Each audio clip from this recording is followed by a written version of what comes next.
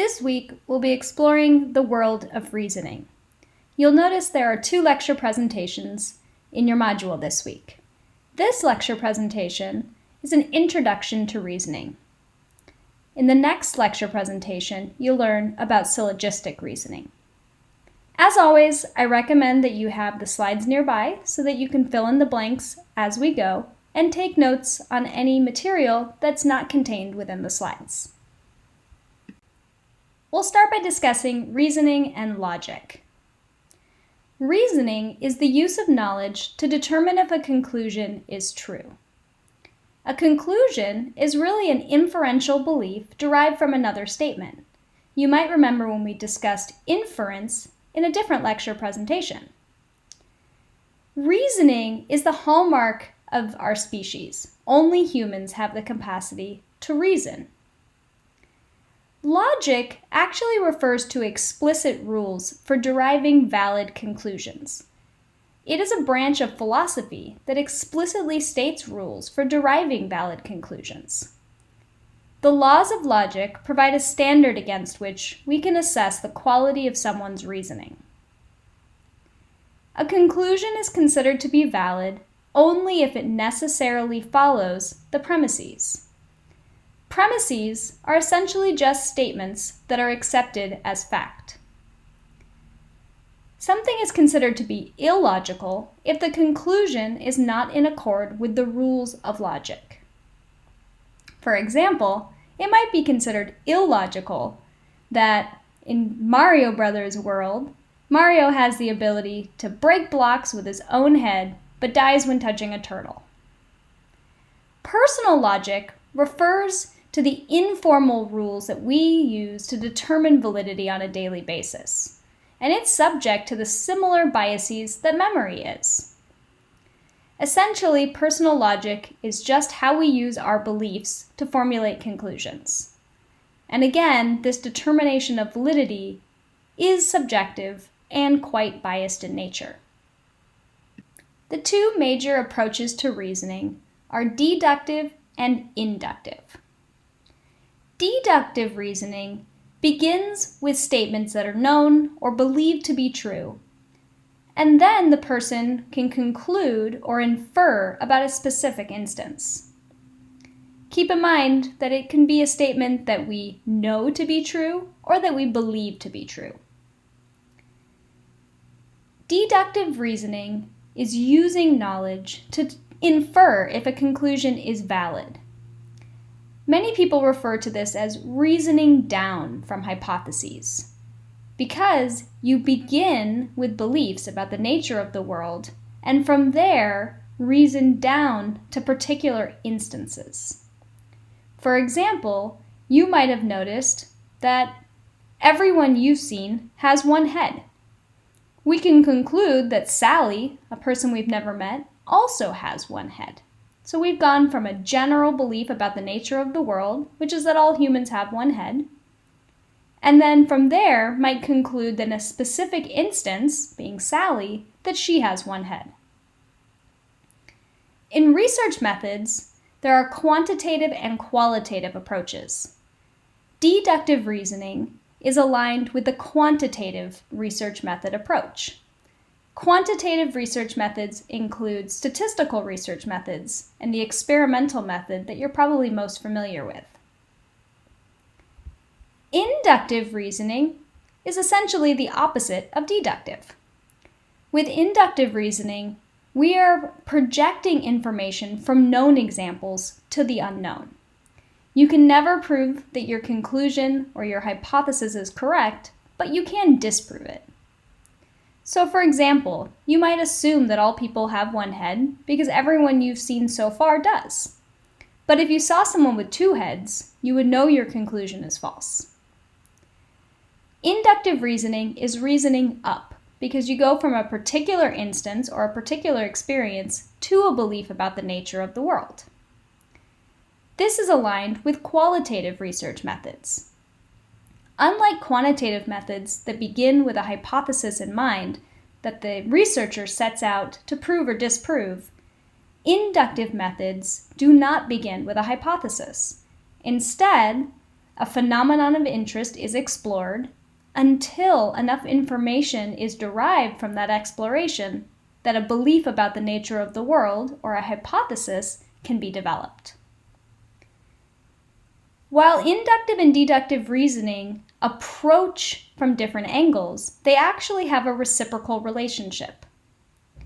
What we learn from deductive research might be further explored inductively. This is also true in the opposite direction. It tends to be that information that's very poorly understood oftentimes will begin with a qualitative inductive research approach. Once it's better understood, deductive methods can be really useful. In everyday contexts, our hypotheses and our beliefs guide the observations we make. Our observations, in turn, modify our hypotheses and our beliefs. Linear ordering is also known as a linear syllogism. We'll explore syllogisms in the next lecture presentation. So for now, let's discuss some principles of linear ordering. Linear ordering is a deductive reasoning problem. Information is provided about an orderly relationship among terms. And from there, the individual can draw conclusions that are true so long as the premises are true.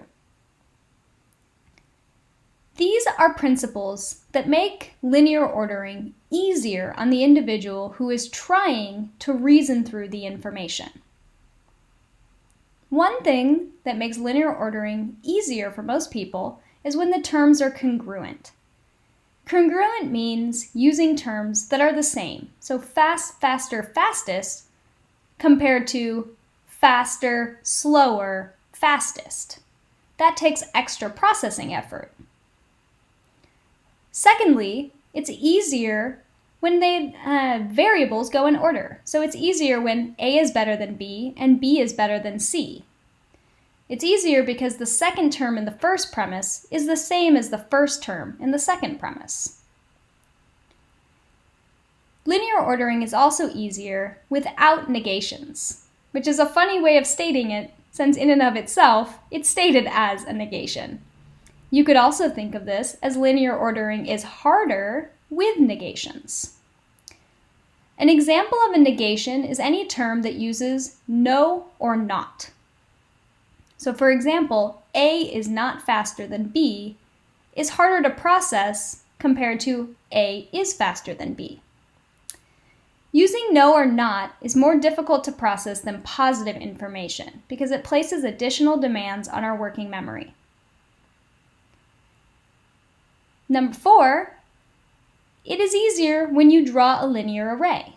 As we've discussed in other lectures, it's much helpful for a lot of people to visually present information. Not only does that take a load off of your working memory, it also allows you to visualize the relationship among the terms. Lastly, it's easier when comparison terms are what is known as neutral or unmarked adjectives. Unmarked adjectives are those that we find to be neutral. They don't evoke a major emotional reaction to the term. Unmarked examples would be terms that are either neutral or maybe have a positive slant. Better, smarter, prettier, nicer, faster, etc. Marked examples have a negative slant to them. Worse, dumber, uglier, meaner, slower. When comparison terms are negative or marked examples, they're more difficult to process than the more general or neutral unmarked adjectives. Anything that connotes bias is harder to process. We'll do some practice examples on the next slide. I recommend having a piece of paper available so that you can draw out these diagrams as we go. Example 1. Bobby is faster than Jason, but not as fast as Michael. Michael is faster than Bobby, but not as fast as Nick. There are a lot of ways you could approach using a diagram to solve this problem. I personally would make a line down the page, and I would write fastest at the top of the line and least fast at the bottom of the line. From here, we start with the first sentence. Bobby is faster than Jason. So we know that Bobby should be higher on the line than Jason, but not as fast as Michael. So we know that Michael must be faster than Bobby. Next, Michael is faster than Bobby, but not as fast as Nick. So now we know that Nick must be higher on the line than Michael. If you've been writing these down, you'll see that from top to bottom, it would go Nick, Michael, Bobby, Jason. It's really easy to see that Nick is the fastest. Let's move on to a more challenging example. Jessica is shorter than Samantha, but not shorter than Nancy. Nancy is not taller than Samantha or Jessica. You might notice that the second example uses the negation term not. It also uses non-congruent terms, taller and shorter, which should make this more difficult to process than the first example. I would diagram this the same way as in the first example, except instead of writing fastest and least fast, you would write tallest and least tall. Let's start with the beginning of the first sentence. Jessica is shorter than Samantha. So we know Samantha will go higher up on the line than Jessica, but not shorter than Nancy. Now what do we do with Jessica and Nancy? At this point, we don't know. Not shorter than Nancy could mean that she is the same. Next, Nancy is not taller than Samantha or Jessica. This also doesn't exactly tell us where we should be putting Nancy. We don't know if Nancy is shorter than Jessica or if she's the same height. What we do know for sure is that Samantha is the tallest. It's always important not to jump to making a decision that not shorter than Nancy means that she's taller. We always have to account for the possibility that they could be the same. One aspect of reasoning that can be very challenging is the fact that truth and validity are not interchangeable. Something can be valid and still be untrue. Drawing a valid conclusion simply means that it follows the stated premises.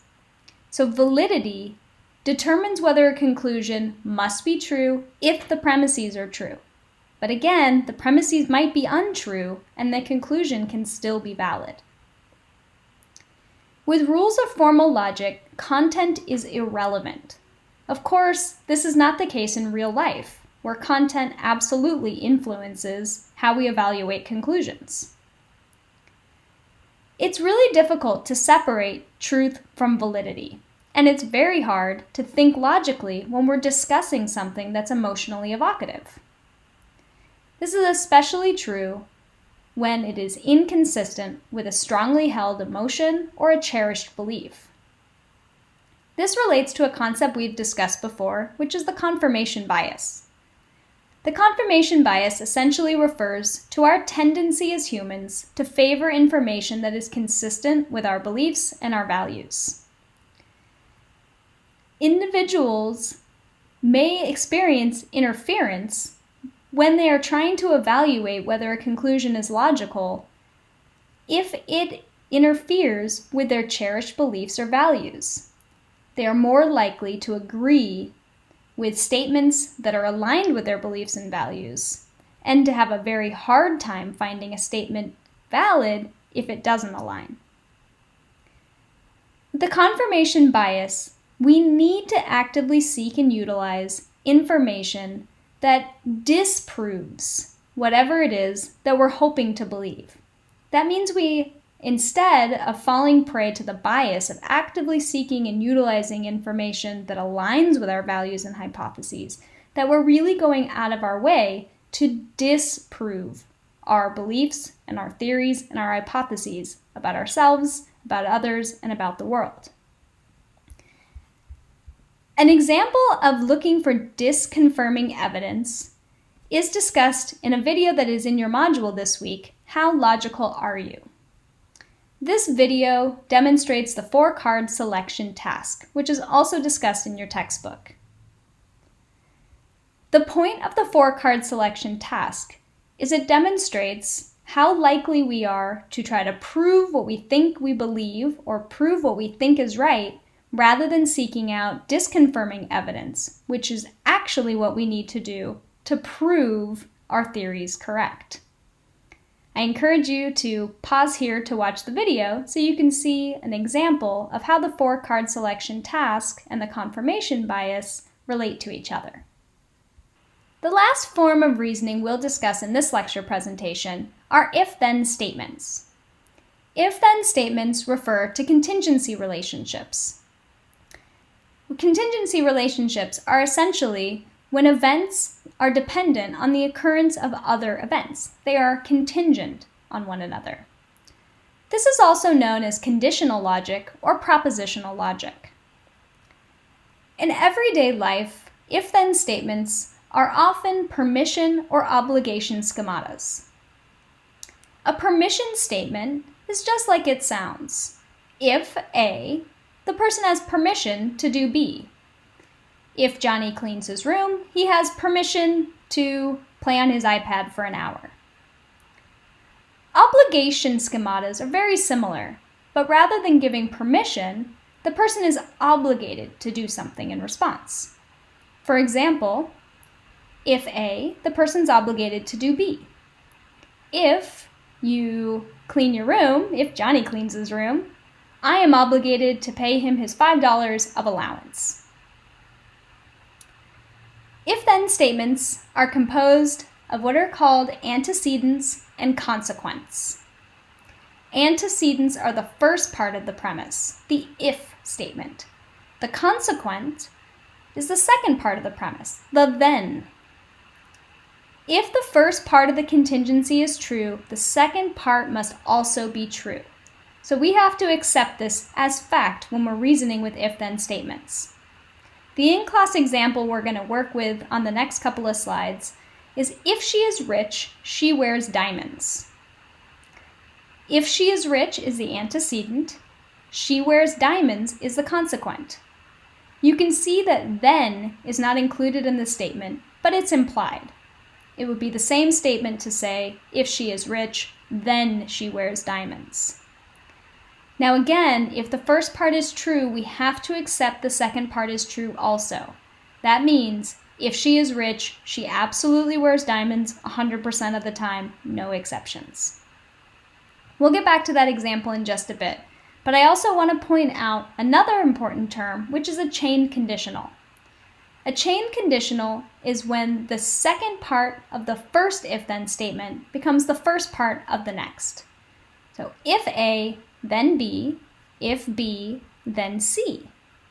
For example, if Rosa wants to be a ballerina, she will take ballet lessons. That is, if A, then B. If she takes ballet lessons, she will have class after school on Mondays and Wednesdays. If B, then C. From there, we can reason that if she wants to be a ballerina, she will have class after school on Mondays and Wednesdays. That becomes if A, then C. Keep in mind this only works if the consequent of the first statement becomes the antecedent of the next.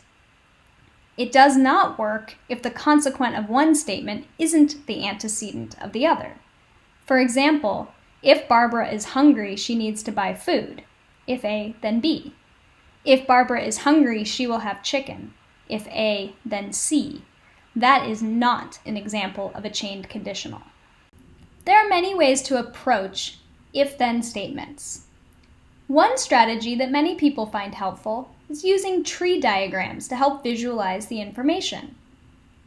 When it comes to tree diagrams for if-then statements, information is represented along branches that are essentially lines that extend from nodes that are essentially dots.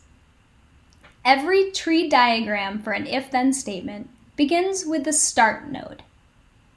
From here, the branches represent everything that can happen from that node.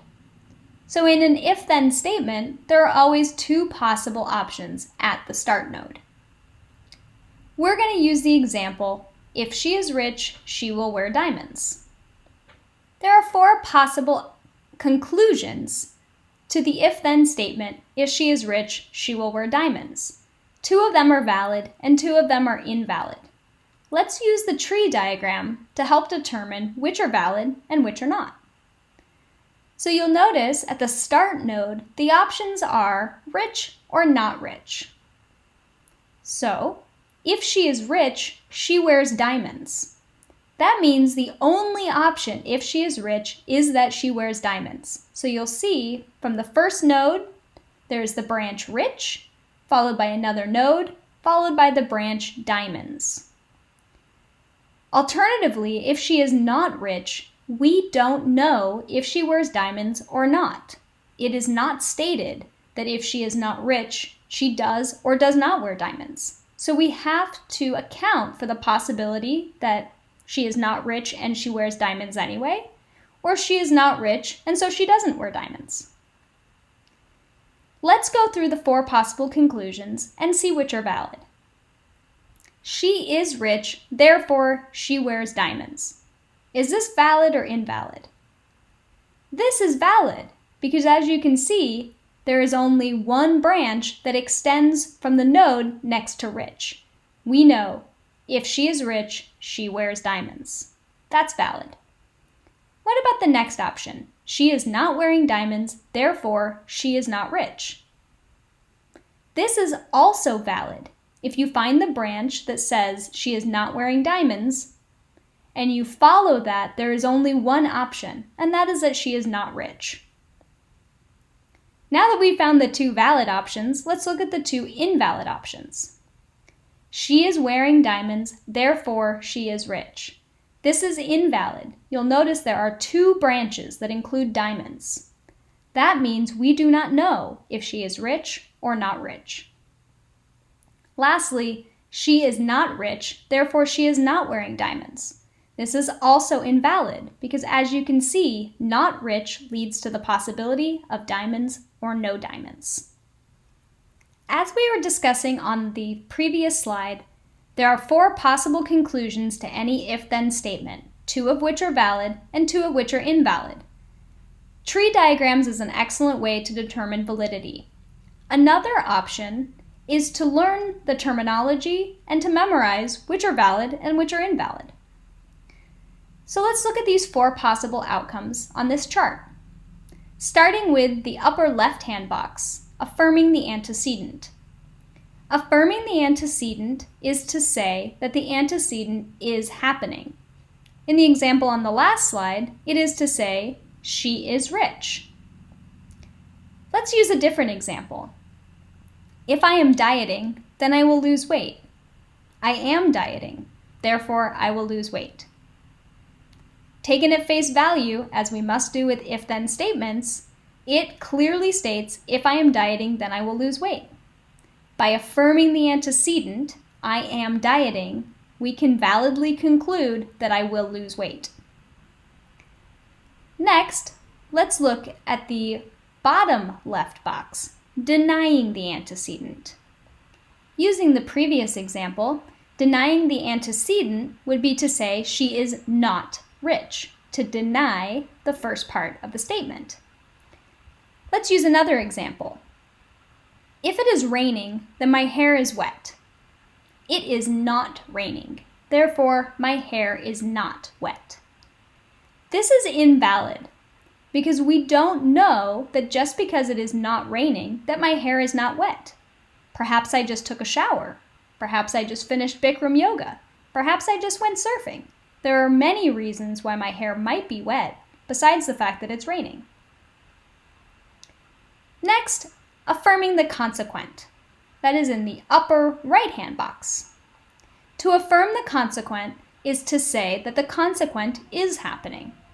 In the example on the previous slide, it would be to say she is wearing diamonds. Affirming the consequent is also invalid. We learned that with the tree diagram, but we could also use another example. If Harry went to the supermarket, then the refrigerator is full. The refrigerator is full. Therefore, Harry went to the supermarket. We can't assume because the consequent is true that the antecedent must also be true. This is actually a deductive reasoning error known as an illicit conversation that will be discussed in the next lecture presentation. Again, just because the fridge is full doesn't mean that Harry went to the supermarket. Perhaps his roommate went to the supermarket, or a parent, or the food is really old and has been there for a while. Lastly, denying the consequent in the bottom right-hand box. To deny the consequent is to say that the second part of the statement is not happening. Using the example from the previous slide, it would be to say she is not wearing diamonds. Another example, if Judy and Bruce are in love, then they are planning to marry. They are not planning to marry.